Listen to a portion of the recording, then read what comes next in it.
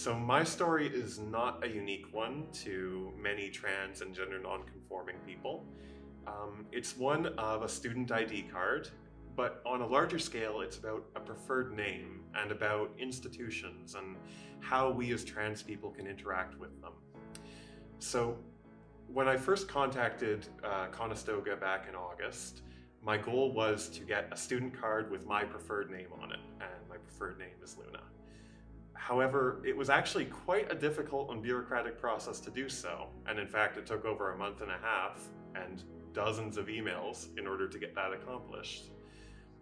So it's quite difficult to go and get my preferred name on different pieces of ID and to have that recognized by the college.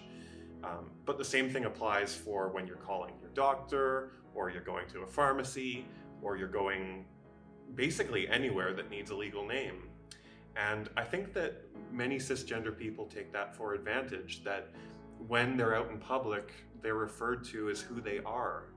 And it seems like such a small little thing, something as small as 4 letters printed on a card, but that's who I am. That's my identity. And it's remarkably important. I think that the individual interactions that we have between one another, we see each other as people.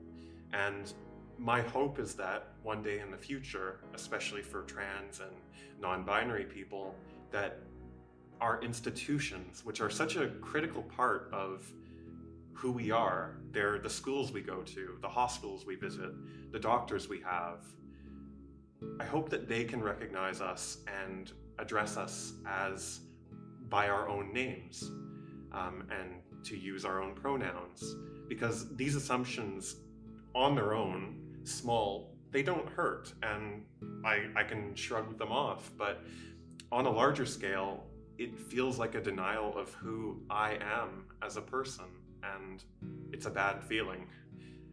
So my hope is that as we work forward in society, that we can have one that's more accommodating, that doesn't make assumptions, and that is built in such a way that trans and non-binary people don't have to go and provide their preferred name every time that they talk to someone. It's just how it is. As well, I hope that we have institutions and policies that can better help us identify ourselves, and so that we don't have to go through these long hurdles involved in having our own identity seen as valid. And so that's what I wanted to focus on, because identity is such an intrinsic part of who we are, and it feels absolutely wonderful to be called Luna and to be seen as the woman that I am.